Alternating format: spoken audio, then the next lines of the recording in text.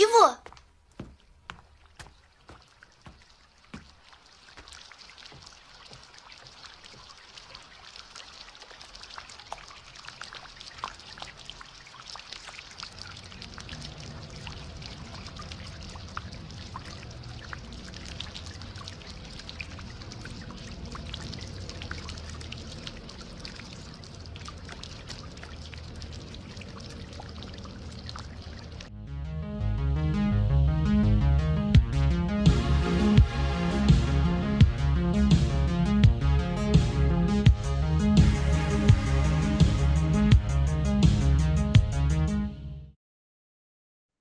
Welcome back to another episode of The Harbor. I'm your host, the Kino Cowboy. I'm back again with Scott and Casher, like usual.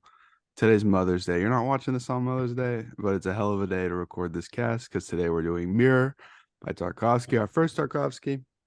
I was like, I kind of want to do Stalker. Everyone does Stalker, and it's almost 3 hours, and it's like a hypnotic, insane thing. And I was like, well, I'll just let the boys, we can do Mirror and knock that out, right? No, it's even more hypnotic and I've dreamlike. never seen Mirror. I'd only seen Solaris and Stalker, so I was like, well, I heard this is like somehow I heard that this is more accessible. Whoever Who the said fuck that was, said that? I don't know. Whoever said that was lying. This is the least accessible film we've watched on this podcast. Yeah. Besides Annette. No. Okay. We gotta fucking set up some sort of like heroes of Annette, like fucking people that like that movie, pro movie. Oh, there's more of you than me.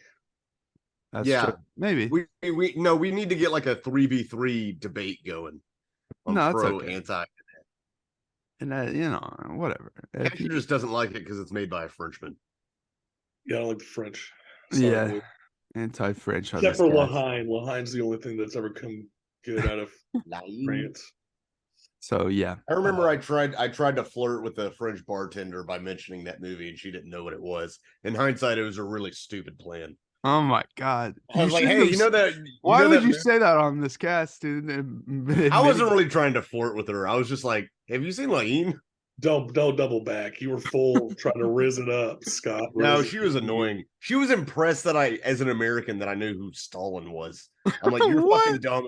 I'm like, "You're dumb if you think we're that dumb, you fucking idiot." So anyway, fuck the French, and I hope their protests. I hope their police beat them down. Okay, well, I wouldn't go that far. No. I'm glad Notre Dame burned down. Anyway, we're not talking about France today. We're talking about Russia. This is a very fucking Russian film. It might be the most Russian film I've ever seen. This film is Soviet AF. It's just depressing Soviet childhood, the movie. Yeah, it's the only other one I can think of that I've seen that like is probably Come and See, and that's directly in the war. This is like pre-war, during war, after war. I don't know the fucking timeline. Yeah, exactly. And that's what I noticed is like about 20 minutes in, I was like, okay, so we're not doing a linear thing here. And because I didn't look up shit before or after this movie, so I'm just going off of what I fucking interpreted. I may be wrong here, but it seems more of like a it seemed more like a sequence of images, the way you think, just expressed on screen, in the way your thoughts just work. It reminds me, like the timeline itself, it kind of seems like everything's happening at once. There's Kurt Vonnegut wrote Slaughterhouse-Five, and there's an alien race in there that perceives time as all happening as once. It's called the Tralfamadorian way of time. Right. So instead of everything being on one straight line, it's three perpendicular lines of past, present, and future all coinciding with each other. And that's kind of what this felt like. This definitely felt very dreamy. Even the dream sequences, they felt dreamy, but the reality of everything felt like a fucking fever dream. No, and the two were mixed a lot of the time. Yeah. Felt to the point where you couldn't tell always what was a dream sequence and what wasn't. And I thought at first I was like, well, maybe the black, because this is shot in black and white and color, depending on the scene. And there were times where I was like, well, maybe black and white is a dream sequence and color isn't. And then I was like, no. And then I'm still trying to figure it out and why certain scenes are in color and why aren't. And I think the simplest answer is because Tarkovsky wanted it to be. Yeah. Because he's like, this is the emotional effect I want for this scene. Yeah, this fits this certain scene, and that's pretty much what I think. too. And I really think, okay, so I watched this movie yesterday in a weird headspace because I was going to host a comedy show, like a paid gig that was focused on. And I was like, well, I need to watch this movie for the cast tomorrow because I'm going to be out late tonight. And then I watched this with that like mindset. I was like, what the hell is happening? It was just a weird. Yeah, you went from Fortnite. At first, I was like, I don't know what I'm going to have to say about this, but I've had 24 hours to literally sleep on it. And I feel a lot better talking about it now. Well, it is something. We were playing Fortnite, and you went from Fortnite directly into. I went from Fortnite directly into this movie, and then into a comedy show, and then to host a comedy show. That's fucking baller. So I was like, I almost thought of like, should I write jokes about this? I'm like, no, definitely not. Don't do that. My experience was interesting because I watched it. I started the movie at 12:45 a.m. and so the sleepiness added to it a lot, and it was a cool experience. That is really cool. Mine was really my AC in my apartment sucks, and I probably need to call the maintenance guy to see if he can help it. But it was kind of like Mulholland Drive, where I was just shirtless because it was so hot, sitting in a like heat daze. Just like trying not to sweat on my couch. Yeah, 4 years ago when I went to go visit Scott in Kentucky, I was like, well, we gotta watch fucking Mulholland Drive, and it ended up us being drenched, both shirtless on the couch together, watching it in a daze in the middle, like late at night, and it was just a really surreal thing. It was in the day because it was so hot. It was like afternoon, sun setting. So anyway, Casher, how was your viewing experience? I watched it twice. Wow. Good. I anticipated us doing a cast last week on it, but I think I was like sick or something. So I'd watched it last weekend while I was sick, and it was weird. This time I got a little bit more, kind of got my bearings directed on it. I still had to watch a couple video essays on it this morning. No, that's fine. It's fucking good. It's definitely one of the most like ambitious like pores of your soul ever. And I was reading a quote, and Tarkovsky said it's not about him, but it's about the people surrounding him and the pity he feels for them. Okay. I was like, that's an interesting way to describe something that is so personal. But it's also about, and I wonder how much of this is lost in translation. Sometimes I think, I didn't have subtitles. Even when I was reading the subtitles, because obviously I don't speak Russian, I'm not Bert Kreischer, but I feel like they would say 20 words and there'd be like 7 words in the subtitles. And I'd be like, I feel like there's some nuance missing here, but I don't even know. Well, I think the title is funny because it's translated as mirror or the mirror, because there's no articles in Russian, like the and a that doesn't exist. They're just like mirror, not the mirror. It's like, give me book. That's how they talk. Well, I can say that my subtitle experience was a little bit better than Lahane. I didn't have Mr. Walmart this time. Or anything like that. Whatever bootleg you got of that. I do want to point out on YouTube and hasn't been taken down. I don't know. Yeah, I do want to point out that most of this movie is in like kind of like a poetic prose, like the way that the narrator, who is Alexei or whatever, narrates this. It feels very poetic. Like it feels like there's like almost a scheme to it. Well, he's reading poems. Yeah, it feels like he's like reading... but it also feels like he's at the end of his life and he's kind of commenting on his own life through the poetry that he's reading, and it has this, I don't know, the whole film had it felt very sincere, and that's what I took from it. And Because obviously we learn that this guy is like probably dying in a bed somewhere, and we see him briefly, but Right. And there is no, and that's very important. So this whole movie, and you don't learn that until basically the last or second to last scene. And part of me almost and that really it ties the whole film together. And I almost wonder if I should have known it beforehand, but I do like that. My recommendation for anybody, if I were to recommend this film to anybody, which I don't know if I know anybody other than you two that I would, but don't try to figure it out. I think that's a mistake, and Tarkovsky has said as much. I think letting it wash over you is really the way to do it as an experience more than as a narrative.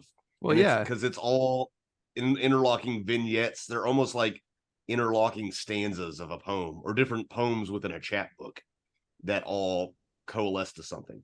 It's kind of actually like I heard a quote, I don't know from whom, but in a book of 52 poems, the book is the 53rd poem, yeah, right? okay, yeah, That's definitely how I mean that can be applied to a lot of things, and certainly to film, but especially to this film. yeah, and like, hmm, I do want. I read a lot of like the older like criticisms of the film. They did not like this shit when it came out, dude. There was some pretty jarring, like, why would you make a film like this? It's not accessible to the audience. You failed as a filmmaker. which is like half the movies we watch on this fucking show. Well, it's But, just crazy to me because this is viewed as like his magnum opus. This is viewed as the yeah, film that is his best film ever made. that's a problem. Is first of all, this isn't a narrative, like it's not a traditional thing. Um, like some of the stuff we watch on here, there's dream logic, and there's also just it's its own thing. It's like a display of someone's consciousness, like straightforward. Like you even see like flashbacks to war and stuff just interspersed and stuff. And once you take a step back and look at it and all the pieces and how it flows, it becomes this beautiful thing. And it really impressed me with how he displayed this sort of show of consciousness visually. And people always get kind of like weirded out when they don't immediately understand something in a movie instead of just rolling with it. And it's like, dude, like it's not a big deal. Like everyone can interpret it anyway. I guarantee most people watch this movie on the first time, they're not going to get everything about it. Like people just want to understand, and we adhere to the narrative 3-act storytelling that we can't. Some people just cannot allow themselves to let it wash over them or think outside the box at all. Well, it's a refusal, and I feel like we've seen this increasingly, and I feel like part of it is content and entertainment is being delivered to us rather than us going out and getting it because of not only because of streaming, because the internet in general, or even because of cable, you know, going pre-internet versus going to the theater or going to the bookstore or library, or going to the newsstand. Is that there is the idea of the audience member as a customer, as a consumer, less than there is as a participant in creating meaning. Which, if you're watching this podcast, that's obviously not you, but it is frustrating when people don't want to engage with stuff. And I understand if somebody watches this movie and is like, this is not for me. I totally get it. Sure. This is not a movie for everybody. And also some people have like real lives and responsibilities and can't spend all their time watching Soviet films and picking them apart. I get it. If you come home from work and you put your kids to bed and you just want to put something on before you go to sleep, this is probably not the thing to do it to. I get it. But I do think if I had to, and I've seen some quotes of Tarkovsky talking about it, and I don't want to bring his perspective into it too much because I like thinking about directors and what their legacy are and how their films talk to each other and how their films talk to films of other directors. But I also like seeing films in a vacuum. And I really think that this is meant to be a mirror for the audience. And it explores the idea of art as a mirror and cinema as a mirror. It's an image that is recording the real world, but is edited and messed with in post and obviously constructed in a way that, like a mirror, it is not an unvarnished reflection of the real world, because reflections are not the real world. You can only see yourself, ironically, in a photograph, but really you've never seen yourself in a mirror. It's always reflected. Right. So there's always a distortion, even if you can't tell. And memory is always distorted at the same time, because memory is very fallible. And there's a mountain of studies for this, to the point where I've heard scientists argue that eyewitness testimony should take lower priority in court proceedings. Because memory is reconstruction, and your emotional state will contextualize those memories, whatever you recall. And you can recall the same event on 2 separate days and eventually basically have 2 separate memories of it. Yeah. Or have a memory at one point in time, and a year later, that memory has morphed into something else that may be more or less accurate. And I also think that's another version of the title and what it means, or could be. I don't know. Who knows? No wrong answers, guys. Yeah, and also it what you're talking about there is how certain scenes play out, even when when that woman is asking him to recite shit from that book, and then she disappears, and then there's a person at the door, but it's not who he thought, and it has this like weird dream logic to it. It's kind of like that what you were just describing is how reconstructed memories can be kind of weird. And obviously you're wondering like, well, what about this is real and what about this is a dream? And it's all intertwined in that scene, and I like that scene a lot because obviously he has the weird feelings as a kid having to deal with this lady and recite shit from this book. You don't want to do that shit as a kid, so I don't know. That was a very fascinating scene to me, and that's when I really started to see the movie as what it was and how it flows. That's one of my favorite scenes as well, for a few reasons. There's one, I forget the name. It's some Russian writer who I've never heard of. He reads the correspondence of that writer, which they don't really explain who that woman was. I saw her as a tutor of some sort, or educator. He's reading the correspondence of 2 writers, not even like an original text that they were. I mean, not one of their books, but correspondence between 2 writers, which is a weird thing to have a 10-year-old kid study. Yeah. Of all things, like the correspondence between 2 writers, and not just reading Chekhov or whatever. It wasn't. It'd be like being in elementary school and reading the letters between Tolkien and fucking C.S. Lewis. Yeah, instead of just reading Lord of the Rings. Yeah, instead of reading either of those books. Yeah, or like, I'm gonna read the letters of Mark Twain instead of just reading Huck Finn and all the weird. Although we did study the journals of Mark Twain back in my elementary school, and that shit. Oh, did you? Yeah, that shit was awesome. Dude, yeah, I bet everything he's fucking awesome. No, he's greatest American writer, maybe. But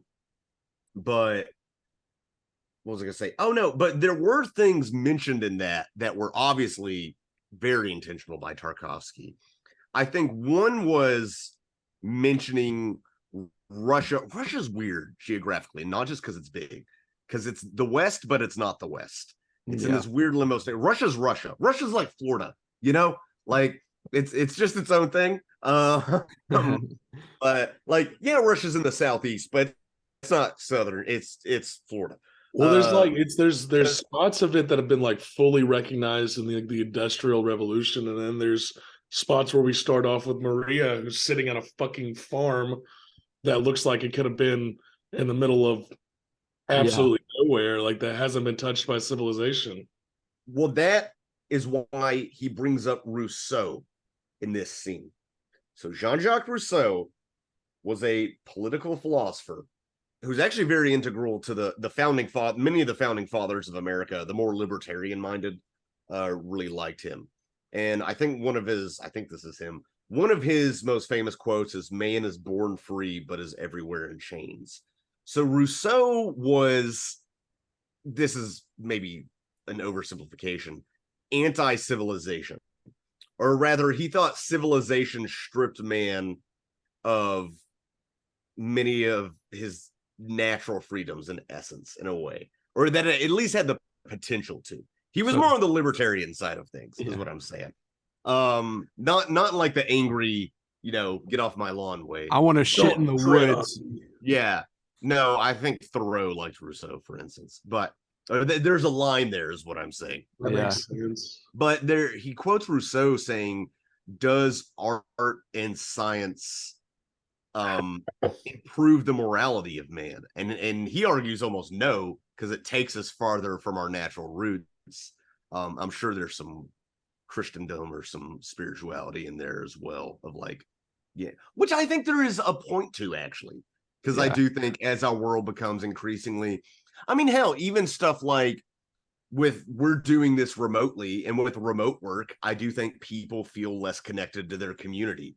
And from that, I mean, living in cities, you feel less connected to nature, and that's obvious. But I also think it has to do with a few things, and it's all intertwined. The mechanization of industrial warfare that really came to a head in World War II, which, if you don't know, Russia in World War II got it worse than any other country by millions of deaths. Millions.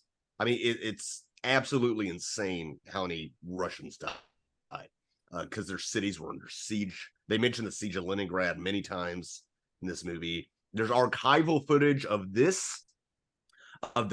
Spanish Civil War, which was almost like the prelude to World War II, like to the point where Hitler, I think, was like kind of testing the waters with certain tactics of more the entering into the 40s industrialized warfare, and Spain wasn't really in World War II, basically because all their men were already dead. There's that, and how much of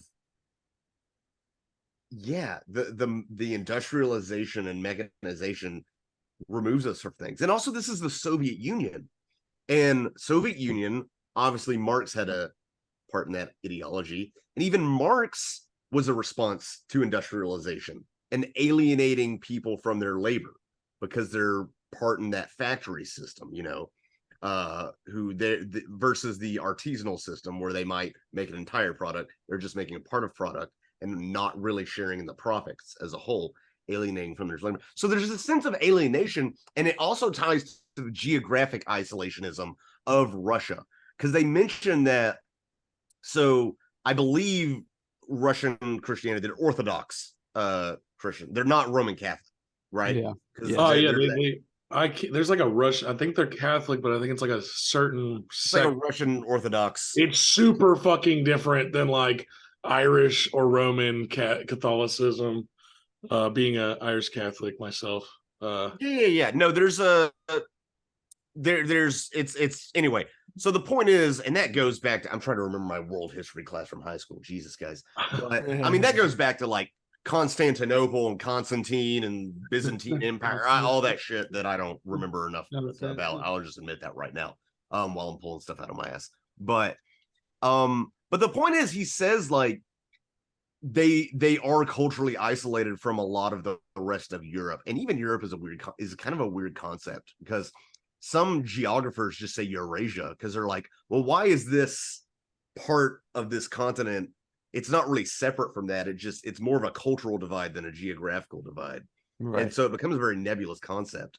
And then people are like, well, is the UK part of Europe? Well, it's not part of the European Union, but is it part of Europe? Because it plays an important part of European history. And all gets very convoluted. And my point is, that's why he was looking at a photo of Leonardo da Vinci, who is the Renaissance man, the European, not the Enlightenment, but like considered the start of, or not the start, but the keystone of the Western Europe Renaissance, which I'm sure some of that leaked over to Russia, but I don't know what their part is, because when we hear about the Renaissance, we don't hear about Russia. We hear about Italy, which is very obviously the seat of Roman Catholicism. So it's emphasizing that divide. So we're not only getting the alienation that this man feels at the end of his life from separating from people, from separating from his wife, from his child, and just really damaging those around him by severing those connections, but also how it ties into the social alienation of Russia and the Soviet Union, despite being supposedly communist and collective. Yeah. By being the only major communist power, it's isolating in its own way.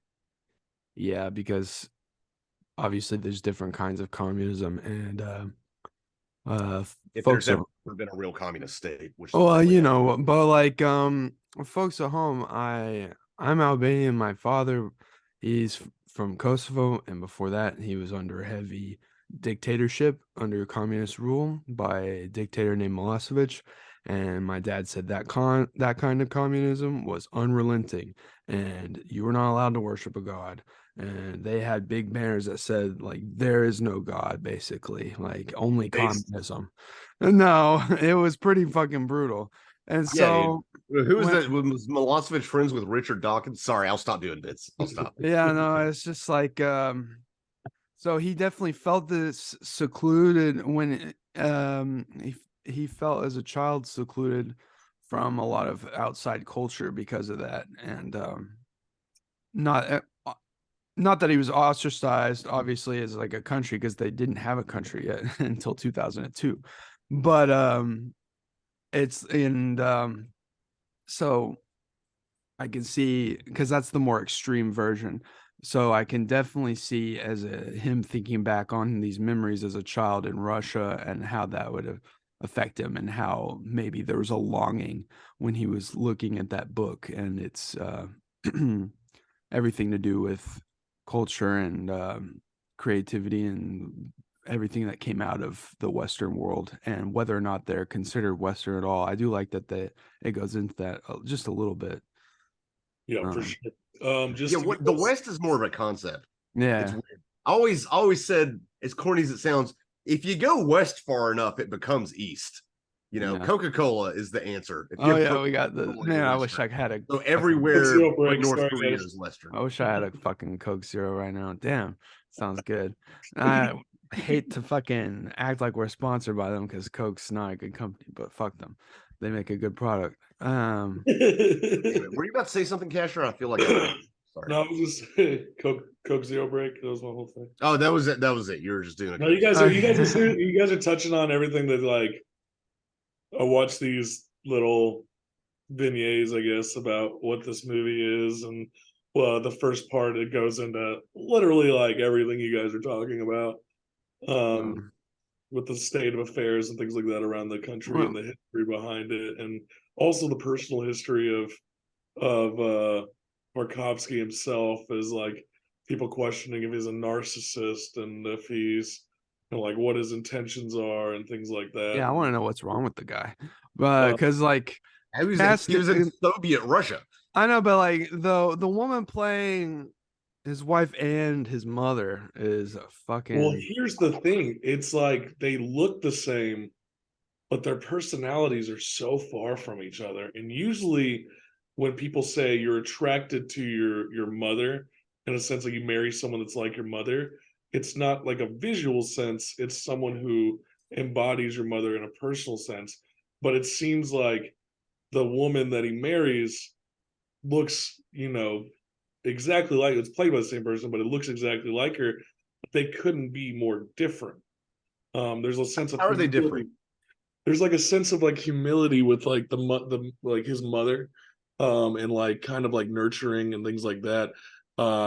With the wife, though, she's like more self-assured, and a little bit more brash, and like maybe that's how Maria was when she was a lot younger, but the woman that we come to know is not like that in this film. Yeah.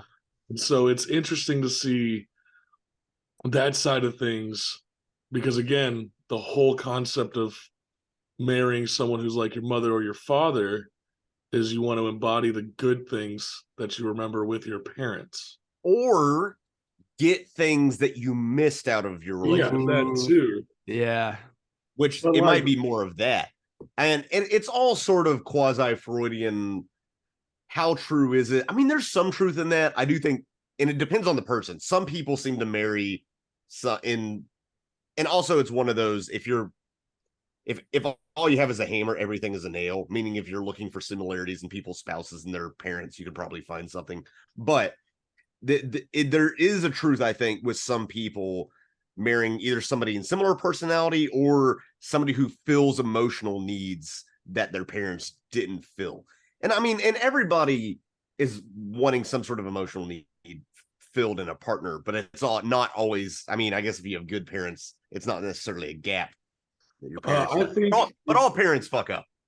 I think if we want to understand Freud more, we just need to do our mom. We just need to do a belligerent amount of cocaine. Oh yeah, that's true. That's true. We'll fully understand him. Yeah, that man was a belligerent amount of cocaine in a Berlin nightclub and hang around Germans. Yeah, dude. But it is interesting to see the comparison of the two, especially because he purposefully chose to have this woman play not only his mother but his wife. And I think a lot of that's, I mean, it's a movie, so you need to visually represent it. Also, one less paycheck. I'm curious about the intention behind it. Tarkovsky doesn't seem like that one less paycheck kind of guy. After watching a lot of interviews with him, he's like, I do whatever I get to make this fucking movie made. Because he tried to make this movie for years, and he was ended up making other movies in the meantime. Also, it's so insane to me that he's like, well, I have this passion project. I can't make it, so I guess I'll make a more commercial film like fucking Solaris. Like, okay, like that's your more commercial film because you're Tarkovsky. Like, it's based on a novel, you know. Yeah. Oh man, no, it all adds to the surreal sort of dream consciousness, what's waking, what's not sort of thing, and it started to really play with my mind in my sleep deprived state, so I was like real into it. And there's some slight supernatural things in this movie. But yeah, his mom is floating above the bed, like the Exorcist. But you know, you can just play that off as like a dream. But yeah, there's stuff in his so-called actual memories that are like the heavy wind that comes in at the thing, and then at the beginning. Yeah. Real quick, I just want to touch on that. You know how they did that? Yeah, I was wondering when I was watching that scene, I was like, how do they do this off screen? It's not natural. That's a fucking helicopter that they placed up there to make that freeze happen. That's fucking awesome. Yeah, okay. Honestly, that's more simple than I thought it would be. No, for sure. It is actually. It's just like, we need a big fan. I watched a video that's literally called like the perfect gust of wind. It's like a 7-minute little essay about how they did that. And I was like, oh, what the fuck? That's what I was wondering, dude. I'm glad you knew, because that was like, I've been up since like 8:30 this morning watching stuff on this. It was impressive. So. I was like, what the fuck? I watched a bunch of stuff on this, and I was like, all right, I need to. This is too Soviet. I'm gonna go to the grocery store and get Taco Bell drive-through. There you go. I do want to say, this is one of the most beautiful films I've seen put on, like shot wise and like on film. Like the film gradient really kind of makes it seem more Soviet. Makes it look like old photographs. Yeah. Why is it shot in this aspect ratio? Just to be more intimate? I don't know. That's a lot of films back then were shot like that, especially in non-American countries. That's just how it was. I don't know. Why do we shoot in 235-1 now? I don't know. Yeah.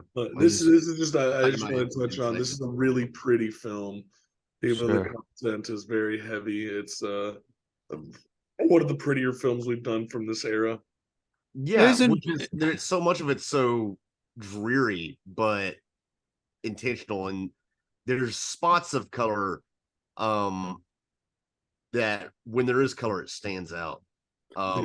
Real quick, I do want to say the conflict between civilization and adulthood and jadedness and childhood innocence and that bucolic sensibility is emphasized by the fact that he grew up in the country, and then as his life goes on, he's moved into this cramped apartment. We don't even really see the outside city. We don't even see him. We just see this cramped, kind of dirty apartment kind of enclosing him as he's enclosed himself from the world. That goes back to that sort of that dialectic in there. He's cut off from the natural side of what he grew up in, but when he's in that apartment complex, he meets some of the more like some incredibly colorful characters of people, like the Spaniard explaining his bullfighting days, which I fucking loved. I loved that whole him doing the imitation. There was no subtitles for that on Criterion, so I don't really. I had to look. I know what he was talking about. I hablo the Espanol. I had to look it up. I knew a few of the words, but then when I watched these essays, it made this a little bit more digestible. And then he's got like there's two women that they're just like sitting at a table. Every time he sees them, he's like they're consistent like chatting, and I don't know. He's taken away from the isolation of the natural forest, but being more in tune with the elements around him. But he's put into just a more culturally submerged, like expansive fucking area, and it's like you trade one for one, but like there's a definite line, you know? Right. Well, and it's always that thing where, okay, let's say you're from a small town, of 3,000 people, you probably feel a lot more connected to your community than in a town of 100,000 people. But then you go to a university in a town of 100,000 people, and you're meeting all these people from maybe different countries or different parts of the country, and all of a sudden you do create a new community there and feel more like your horizons are broadened. I do want to say, just to put it into perspective for where I'm at, Fort Smith is a massive city. I think it's the second biggest city in the state. Yeah. I'm moving to about 45 minutes away to Fayetteville, Arkansas, which is a lot smaller, not a whole lot smaller, but it is decently smaller. But there's just so much more of a sense of like diversity and like openness. Here, it's like we have a certain amount of diversity, but it's very split off. There's not a big sense of community here, like whatsoever. We don't have community events. We don't have, like, we do, but we don't. This is a lot more of a poorer city and things like that too. But like it's just like that noticeable jump, because Fayetteville could be fucking massive, but there's still such a sense of like community outreach. Like there's farmers markets and free events, and it's like a university town. Well, yeah, exactly. Well, we have a pretty sizable university here too, but it just doesn't feel the same. Like Conway, and it's not the university. No, getting off topic, but Little Rock could definitely feel pretty segregated at times. Yeah, definitely. Yeah, the legacy of Jim Crow is still felt here for sure. For sure, because where I live, it's like a bunch of well-nurtured white folks, and they have their little community get-togethers, and not a lot of people of color in this specific neighborhood area, I notice. And then you go towards the South University and stuff, and it's nothing but people of color, and it feels really weird that it's so like segregated, like, oh, this part of town, like this is Hispanic, and it's just like, why is it redlining is a real fucking thing. Yeah, that's what it is. It's designed to take the people of color and put them in an area designated for them, and that was started 50, 60 years ago. And I'm actually a minority in my apartment complex, which is fine by me because I don't have to deal with Karens. So oh, dude, me too. I like where I live. I call it it's like borderline ghetto, and we have like fucking no one's got to worry about getting their shit. Because I've always lived in neighborhoods like this. I'm comfortable in this, but like we have like neighborhood cookouts, not fucking white trash. We have dope fiends, but they're away. Yeah. And their name is Austin Casher. I don't do dope, dude. That's interesting that We get so personal into this guy's mind, and yet we still have this major disconnect because we don't ever see him at all. It's just No. his voice. Does he see himself? Yeah, I don't. I mean, we are so. What is a person? Oh God. What is the self? No, that's part of this fucking movie. I know it is. And I the turn only 29 way- tomorrow. I don't want to talk about the only way you can see yourself is through external representation, like a mirror or Yeah. like film. Yes. Okay. And the only way you can define yourself is through your relations with other people. Amen, right? brother. The only way you can, this is going to sound ridiculous. Okay, this is a pretty large travel Dildo. mug. It It's looks like a censored. dildo It's a because my dildo. camera is blurring it out, but it's Yeah. not. It's okay. It's a travel mug. Not a fleshlight, I promise. But it could be. No, that's over there. It's both. But yeah, well, it could. Anyway, my point is, this is getting to some very armchair philosophy, but this is a pretty large travel mug, but you only know that because you've seen other travel mugs, right? Yeah. The only way you can know, like, Casher's tall. The only way I know Casher's tall is because I see him standing next to people and he's taller than them. My point is, I think Tarkovsky, it's almost seen as a solipsistic film. I've seen it described as solipsistic or even self-indulgent, and I really don't think it is. I really don't. And I think there's a reason. I mean, it's definitely about him, but there's a reason he put it in another character. To say, yes, I'm talking about me, but I'm talking about all of us, because, and again, this is very communist, I guess, but the only way any of us has any significance is in our relation to other people. And by trying to cut that off, by divorcing your wife, by being away from your son, by arguing whether your son should live with you or not, because who would it be better for? And then your son ends up being like, nah, which is devastating. That's the only way we can divine anything. And other people are the mirror from which we see ourselves, but also those are flawed, cracked mirrors in and of themselves. And it is mirrors reflecting mirrors. Is any of this making sense? Yes. No, you said something about like your self is like a reflection. You're a reflection of the people around you, and that's what one of my buddies, shout out Colby Bostick. He just turned 30. He's one of my best friends. He posts a status about turning 30. You know, he gets really insightful, but he's always said this, is that success is not necessarily like a monetary or material thing. It's of the individuals he's ever been able to have an impact on, or the people being impactful on himself. And that's how he measures how well he's done in life. Sounds like some commie gobbledygook to me. Well, his dad used to tell him that, and you know, Sure. it's one of those things he's always said that, and it's in like that's something that rings true throughout this too. It's like, is he reflecting on his relationships because he feels successful, or is he reflecting on these relationships because he feels time wasted? Maybe. Do we get Alexi's profession in this? I'm trying to remember. Oh, I don't think so. I don't remember. I don't remember. Some of these details, they all come at you at once, and you can only focus on so many at a time. I will say that you were talking about a reflection, and what it means. You know, what we know is because of what we relate to people, and I'm being quite serious.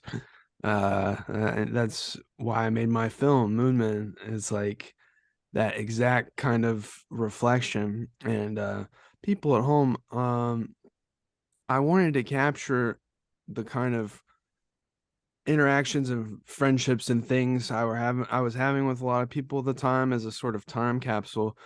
But the narrative focus of the film was heavily mirrored of actual things going on in my life, and that's how I wrote it. And so now rewatching it, it's this very distorted take of what was actually going on, but there's so much truth into it that it bleeds into itself.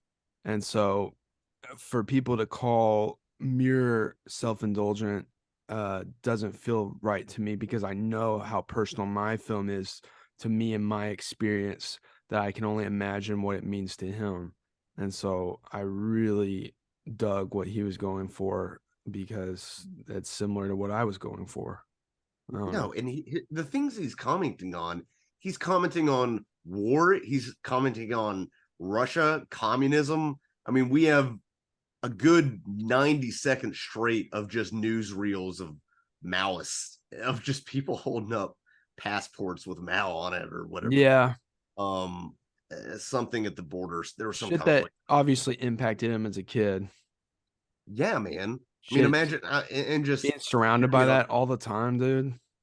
Yeah. No, it's dude, Russia, which is really funny. I actually really like all the Russians and Eastern Europeans I've met because they have a very down to, first of all, we have a lot of, I think they have a kind of an edgier, drier sense of humor, which I really like.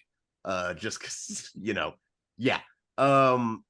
And there's a certain down to earthness. This is a side note. I remember one time I was having to get my visa renewed and stuff, and I had to kind of yell at this cop who wouldn't listen to me in Spanish, who wouldn't listen to me, and I was kind of nervous. And then this chick behind me, we finally got in the right line after waiting outside like 3 hours after being in the wrong line because they wouldn't listen to us. And I look at her, and I'm like, sorry, that made me nervous because I'm American. You know how cops are. She goes, oh, no, I understand. I'm Russian. I'm like, oh, you get it. You understand. You understand more than me. In Russia, joke make you. That's the pinnacle of Russian comedy. Yakov Smirnoff, if you guys didn't know. Ukrainian comedy. Yeah. Which is Russia. Belongs to Russia. I don't know, dude. Oh man. This podcast is sponsored by Russia Today. I don't think so. That tickled me, dude. Yeah, what was I gonna say? I don't even remember. Oh, did my Russian nationalism throw you off? No, it's just Jesus. There's not a clear reason of why he changes from color, black and white, and different looks to the film, which is completely different from Stalker. This is light spoilers for Stalker, but the majority of the film is in a sepia tone, not a complete black and white, but a sepia tone. But that's one of those like light sci-fis where like it is sci-fi, but like it's like Slaughterhouse is like what's sci-fi. Well, no, this is like they're trying to head into this zone, and this zone has been, well, it's up to your interpretation what's up with it, but shit gets real wonky in this zone, and once they escape, they try to get into the zone, and once they're into the zone, it cuts to this beautiful color footage, and that's when shit gets real wonky, and but I was heavily influenced by that, and obviously because I parody that movie at the end of Patrician's Guide to Kino, which is our tie-in film, people. If you want to see the tie-in film to this show, it's called The Patrician's Guide to Kino. You might have a couple chuckles. If you want to see me parody Stalker in the most insane, stupid way possible, go watch it. Hold up Stalker 2 for it. Yeah. If you want to see Stalker 2, it's in that movie. But so he's been playing with this changing of color to black and white kind of thing, but it's interesting how important of a role it plays into Stalker. So surely it plays an important role here. It's just I'm trying to figure it out. And it's definitely one where it's hard to pin down, and it's hard to say. You want to say like just because he fucking felt like it, but at the same time, knowing his work, he's got intention behind all of his decisions. Of course, I think the intention could be as simple as I want this emotional response for this scene. Yeah. It could be something, because a lot of those scenes that are black and white that I noticed, a lot of them seem to also be part of the past. And it may be comparing that your past is also in that dreamlike state, and that it is not necessarily truly what happened, but it is your interpretation and you have like lucid memories technically, I guess. I don't know, I'm just spitballing here. It might be fucking stupid. It's all, but like I think there has to be something that ties it, because the way that he makes it seem like there's dream states, and then whenever you have other black and white scenes that are grounded in realism, they always seem to be in the past. I mean, everything is technically in the past unless it's on his deathbed, but I don't know. Yeah, and then there's like the scene where he's a child training in the snow with soldiers and shit, dude. The fuck? That's brutal. But also like the fake grenade and the guy's head covering comes off and there's like this pulsing in his head, like he's like fucking mutated or some shit. I was like, what the fuck is that? What is that commenting on? What does that mean? But it's like my first thought was like, well, there's been interspersed footage of atomic bombs. Maybe it's he's radiated or something. But that wasn't until after. Yeah, I know. I do want to read a quote that kind of put a little bit into perception. Let me find it. Howard Hampton, he said that the work's central subject is the inescapable persistence of the past. Yeah. And what's the only other thing that we really can't truly escape is the dreams we have as well. And I'm wondering, I really think that you could tie those two together. I don't know. That's the thing. The biggest thing when I watched this movie and I finished it, the biggest thing I took away is that wanting to return to your childhood is dangerous to get wrapped up in.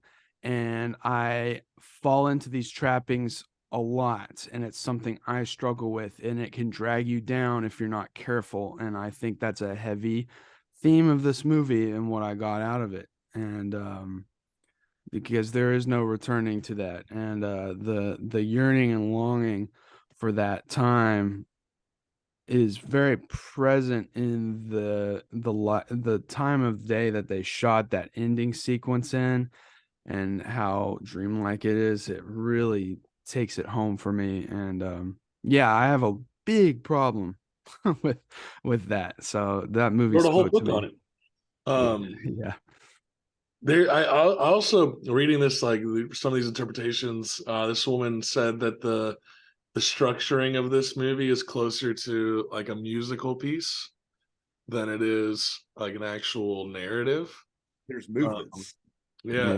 Tarkovsky, this is the quote, always maintained that he used the laws of music as the film's organizational principle. Emphasis placed not on the logic, but the form and the flow of events. Yeah, that makes sense. And when you relate that to the subconscious, it's beautiful to me. Well, the next sentence is like the critic Antti Alanin called the film a space odyssey into the interior of the psyche. Oh, okay. Yeah, see, we're on the same page here. You get it. I don't feel quite as stupid. No. Well, before this, and I'll just call you out on this, Casher. You I think I said this at the beginning. As complicated as this movie is, it's also kind of simple. It's a man looking back at his life, and it's just something that you don't have to overthink. Yeah, it's just the way that it's presented. Before this, we were texting in the group chat we have for this, and you were almost like, you guys might have to take the lead on this. But everything you've said has been spot on. I just think it is a matter of not overthinking it. I mean, there are things you can think about and speculate on, but also you don't have to arrive at a definitive conclusion. I definitely think if that's what Tarkovsky wanted, he would have made a simpler fucking film. He wouldn't have made. I do think talking about this film has made my interpretation of it and understanding of it a billion times better. Yeah. I was a little insecure because I was like, would you say you needed a mirror in other people? Oh, maybe. Well, there's a fair amount of these movies we talk about that where it's like we finished talking about it, I'm like, damn, I like this movie way more than I thought. I already liked this movie. I did too, dude. When I'll be honest, when I finished this movie yesterday, I was kind of like, what the fuck? I was almost irritated because I was like, I could have been doing something else. But then now I've watched it, I've talked about it and like read about it and stuff. I'm like, okay, no, this is a really brilliant film. Powerful piece. And it's a film that if any lesser director tried to do this would have fallen flat on its Oh freaking face.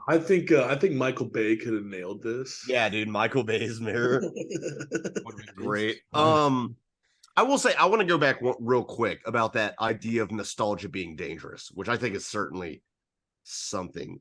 We have rising nationalism now globally in Russia and in the United States. And I don't think Tarkovsky was commenting on this, but maybe.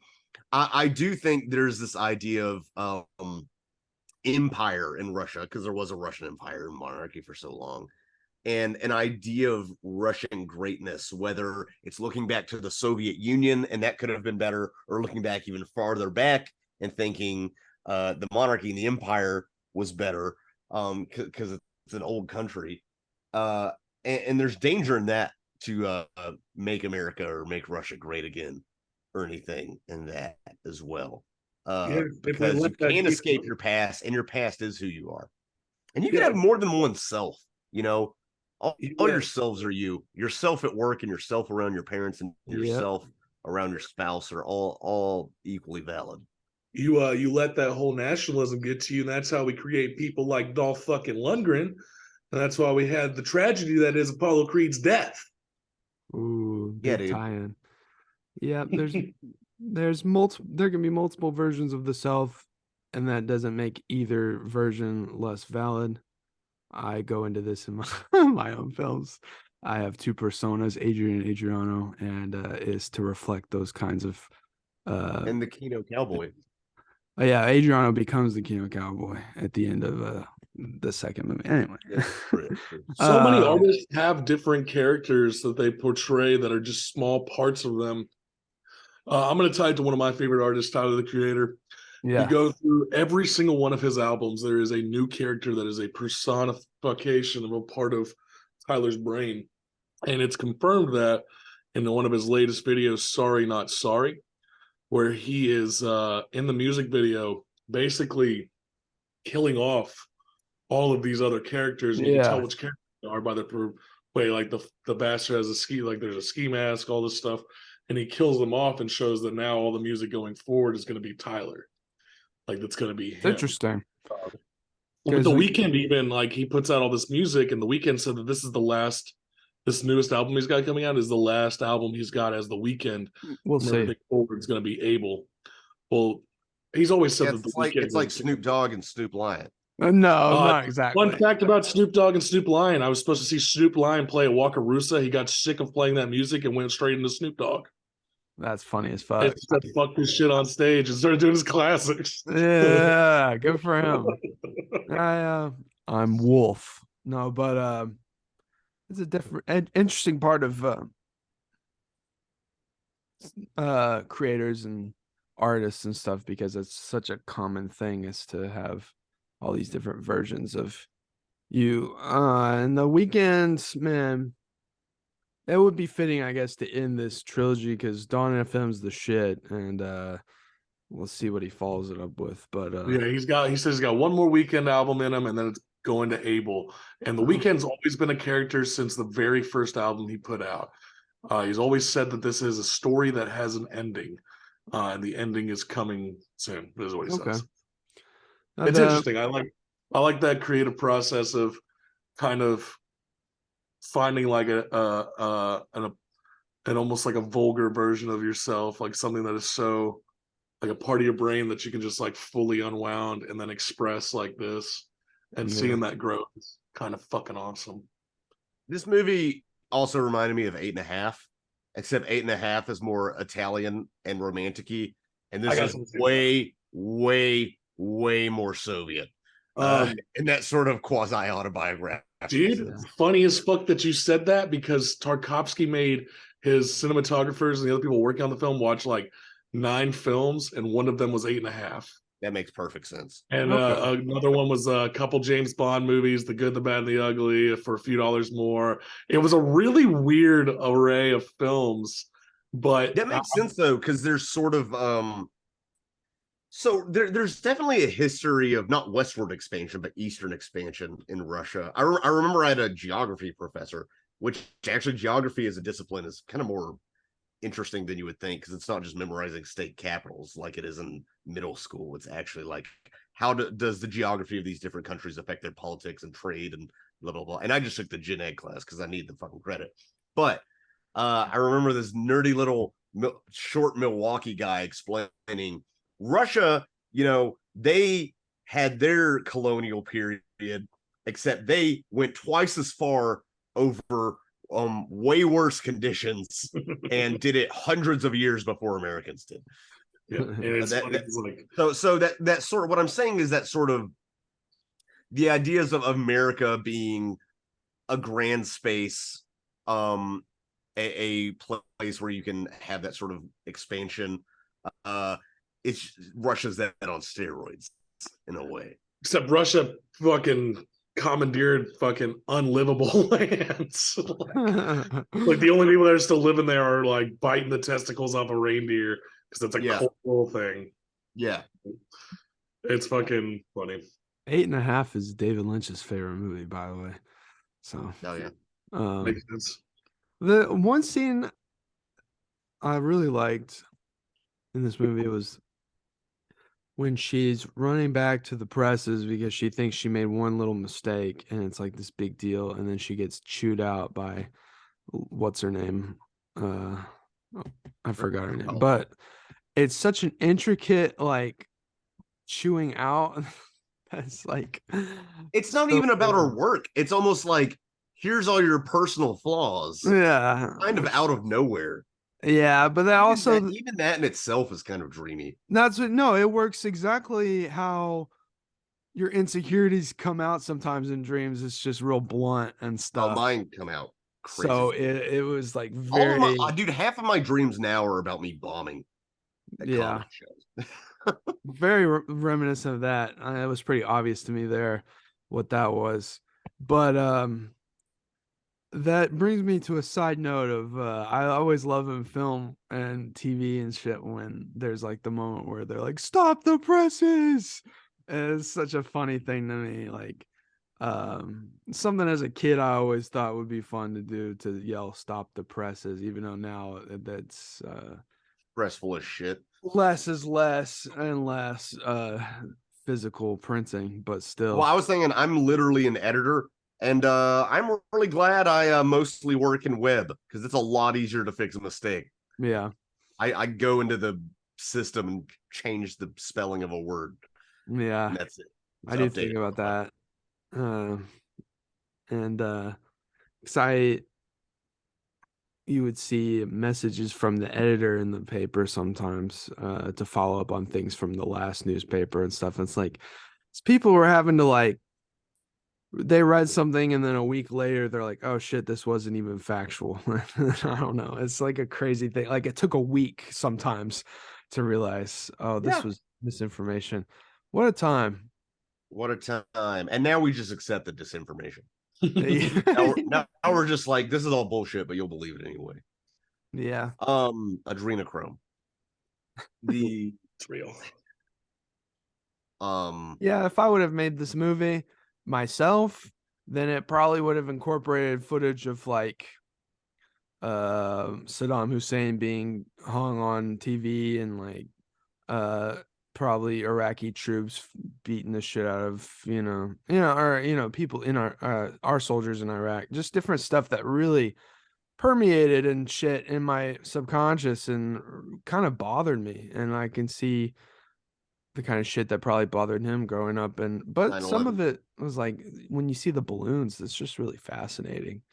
I don't know, just stuff sticks around, and sometimes you're not even sure why it sticks around, and it's not until you're older that you can really kind of piece it together or even relate it back to either just specific memories or trauma even that from your childhood. You never know why things. It's very difficult to call history when it happens sometimes. Yeah.